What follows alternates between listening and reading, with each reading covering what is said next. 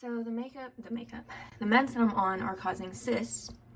I've got multiple of them, and I'm trying to do my makeup, and even as I'm upset about the cyst and literally wanting to do makeup because I want to cover them up because I plan on filming reels today, I'm listening to a podcast about how the Daily Grace Co podcast, which is amazing, by the way, about how God is in the intimate details of our life, how he knows our thoughts, he knows our struggles, he knows the little bitty things that we care about. And while he wants our hearts to be aligned on him and not on worldly things and materialistic things, he also doesn't just dismiss the fact that we live in a world where those things plague us. And I was doing my eyebrows and I realized something that made me give thanks to God because I am seeing one of my prayers answered. I'm going to try to show this on camera, but I don't know if you're going to actually be able to see it. But I think my eyebrows are like growing back. I've got them painted on right now, so you can't see that.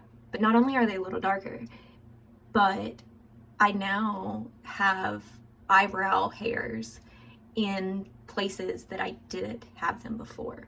So I'm going to try to show you this on camera, but I might have to wait till Darren gets home. Okay, let me try to turn the camera around. They're right here. You can see tiny little blackish brown eyebrows coming back in, like on my eyelid, which is something that I used to complain about all the time because I'd have to pluck them, and I'm like, why are my eyebrows growing on my eyelids? But in this moment, I'm so happy that my eyebrows are growing on my eyelids, because that means there's growth. And yeah, it's the little things. I'm trying to remember to be grateful for the little things. There's something in my eye. It's called an eyeball. You put that in the blooper reel. So we are under a severe thunderstorm watch, severe thunderstorm warning. Yeah. Tornado warning. And I'm watching lightning bolts scatter across the sky in ways that I have not seen in a long time. And I can't help but be in awe of who God is, because I was listening to a podcast where they were talking about Jonah, and Jonah was instructed to go to this city and he didn't want to. And God sent a storm as Jonah was running away across the sea to redirect Jonah. And as Jonah was running away, Jonah came face to face with this storm and realized the power of God and just how miraculous God is to be able to control something that is so terrifying and that can be so dangerous, yet it's all in God's hands.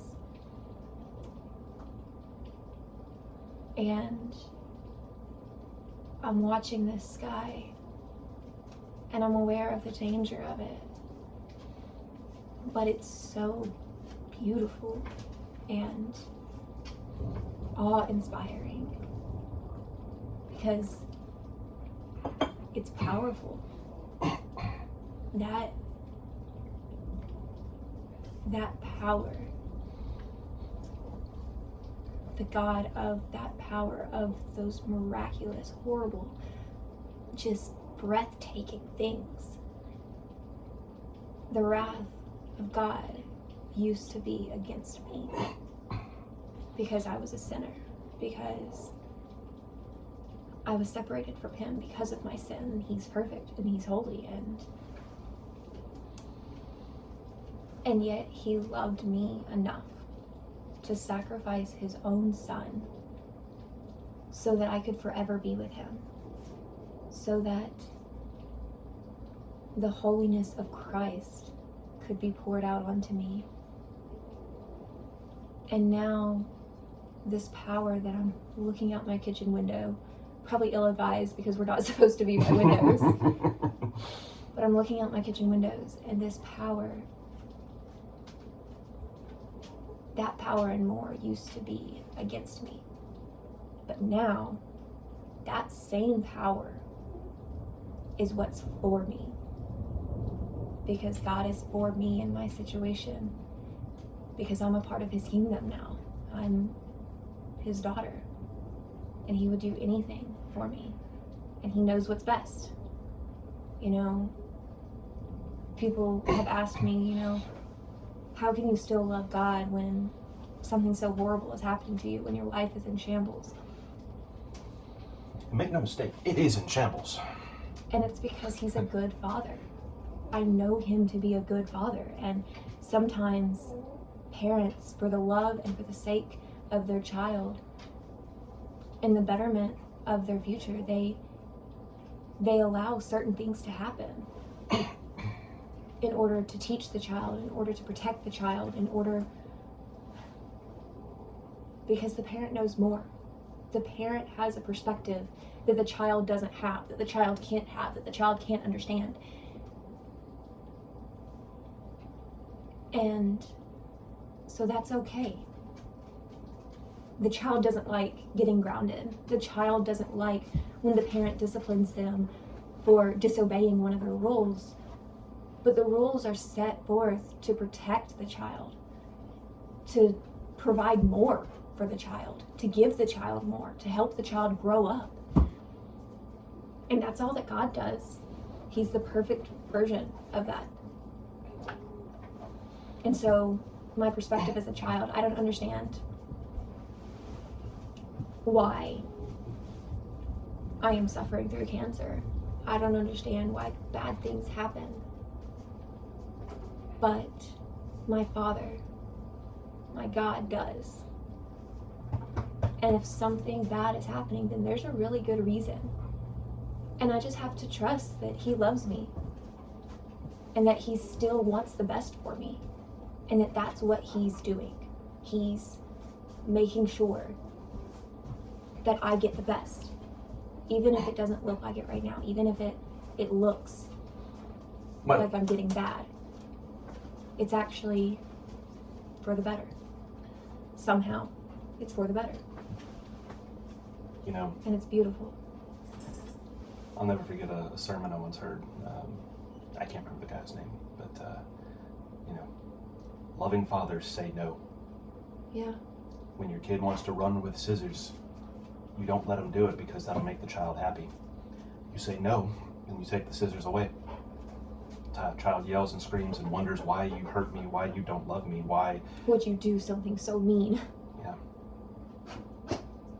It's just a microcosm of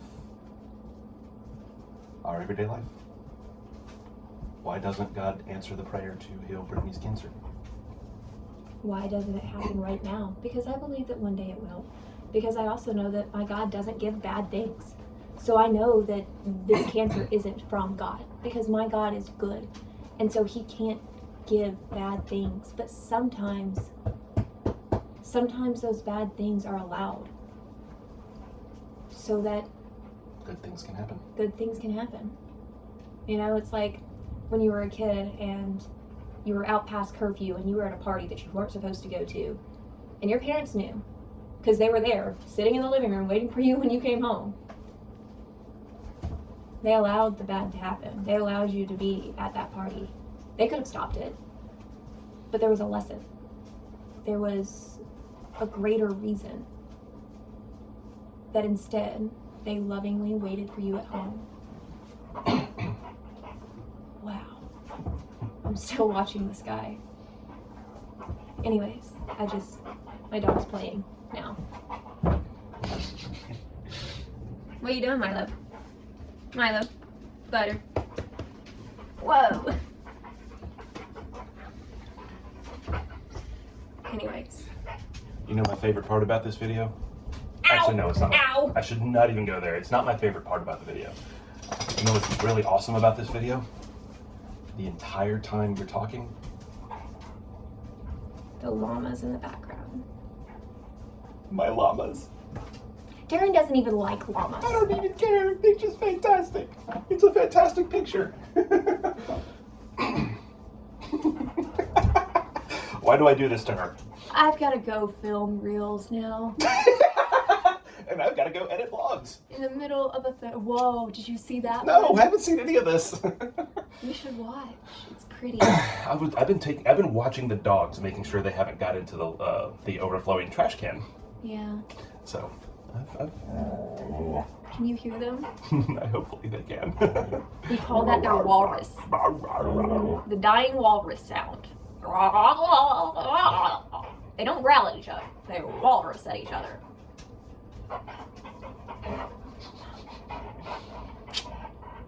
I hope that y'all have an amazing day whenever you're watching this. Or night. Or night. I hope that you feel a peace and a comfort that you haven't felt in a long time. You know, we pray for our viewers, the people that we interact with. So I don't know what I'm praying for exactly, but I can say that I'm praying for you.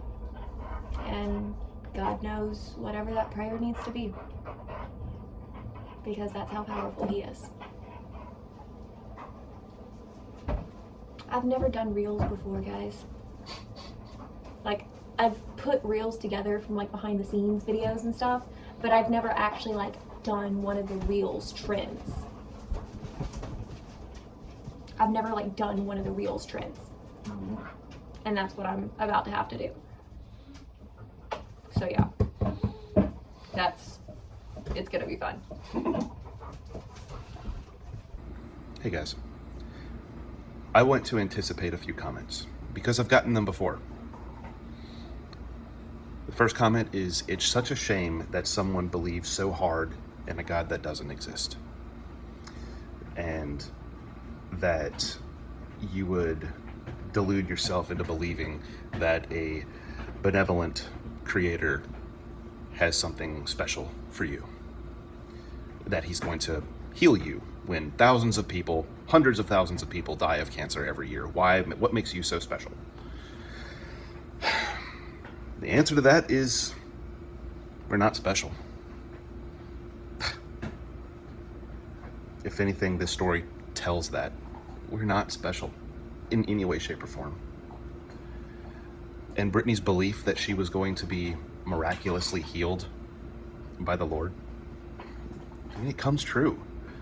Whether you believe that physical healing is here on earth, or whether you believe that is healing at the end of your life whenever you are no longer in pain and you get to be with the Father, either answer is true. And if you don't believe that, then how about whenever she was literally sent home to die with organ failure and, oh, nope, her organs kicked back online? Yeah, I'd say that's pretty miraculous. So yeah, I'll anticipate that comment because I've gotten it before. For the other elephants in the room, but she's no longer here. She believes so wholeheartedly that she would be with us still. She planned to live a life that is full. Like I said, we did get a miracle. We did get a crazy medical mystery. Confused a bunch of doctors. It was awesome. But there's something that I've been pondering for a really long time. There's several mentions of resurrection in the Bible. Jesus's, obviously. There's the little girl that he resurrects. There's Lazarus that he resurrects. There's reports of resurrections all around. Milo, he's just chewing away on a bone. There's reports of a bunch of resurrections of holy and pious men who are resurrected around the time of Jesus's resurrection. But what's interesting biblically is that we can assume that these people eventually died again. They passed away. You got a new lease on life. Something miraculous happens to you and you don't get to live forever. And sometimes there's no reason why there's no literature anywhere that says that Lazarus lived another 30, 40, 50 years. There's no literature saying that he lived forever because now he was resurrected and therefore he never died again. There's no literature to support that either. So the best we can do is assume that, yeah, eventually Lazarus died again. The girl, I can't remember if she's ever named or not, dies again. All these individuals resurrected around the time of Christ, they all die. Every single one of them has a new lease on life and a chance to do something with it. And all I can say is that, ow, Milo. I'm holding his bone and he bit me. Crazy dog. All I can say is that the time that Brittany had remaining to her, those 3 more months, she accomplished what she couldn't do in 7 years. She literally reforged bonds with her estranged family. I mean, and she not only that, but she reforged those bonds for other members within that family.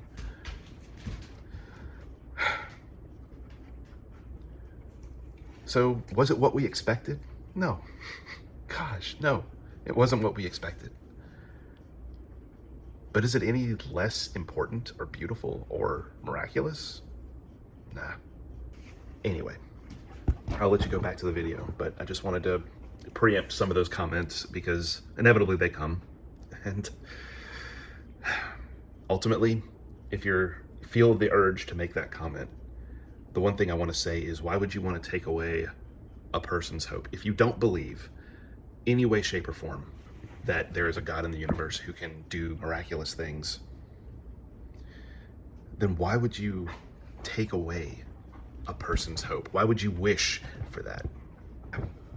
And if you are the type of person who would make that comment, I urge you to, thank you, Milo. I urge you to keep watching because crazy stuff happens. Crazy, awesome, miraculous stuff does happen. So, hang in there. Oh, also, guys, update on the house situation.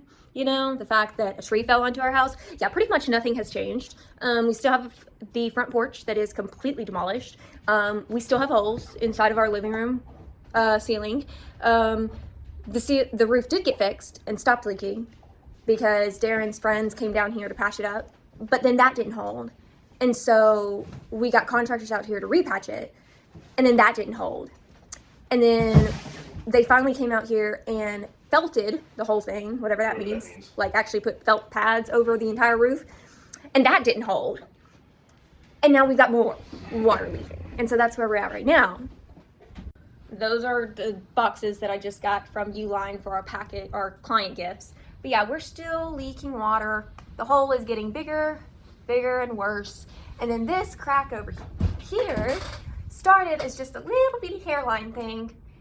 And now it's that and is officially leaking water too, which it literally came by our TV and was like inches away from all the power stuff in the extension cord. So yeah. Which one are you gonna do, babe? I looked at this for 5 hours now. Man, our house is a mess. Look how many boxes we have. And we were Christmas gifted trash bags because we got a new trash can. And so that comes with trash bags. Well, it is like not pouring, but it is definitely wet outside. And we let the dogs out because they had to go pee. Yeah, it's bad. Hi, Milo. Okay, Milo, you're gonna go in the bath. Yes, you are. You're gonna go in the bath. Look, I can't even. You're gonna go in the bath. We're gonna give you a bath. Milo, sit. Milo, listen to Dad for once and sit. Sit down. All the way. Good boy. You had fun, didn't you? Yes, he did. Yes, he did. You had fun outside in the rain. I guess he's gonna get a bath too. Yeah, we're only washing your feet. Look at him hugging you. Aww. Milo, you're not in trouble. You couldn't help it. The yard is just a river right now. His feet. I know, they're totally different color. He looks like a black dog. And they're covered in grass. He looks like his feet look like he's a black dog, not a brown dog. Also, to answer your question, it was just Emily saying that we are amazing. It was what? The direct message was just Emily saying we're amazing. Oh. Why don't you turn the shower on and... He's wearing a shock collar. I don't want to kill him. It's waterproof. Really? Yeah, but we could also just take the shock collar off. No, why would we do that? I don't want to listen to him. Well, okay, he's not going to bark right now. Let's take the shock collar off. Look at how disgusting that water is already.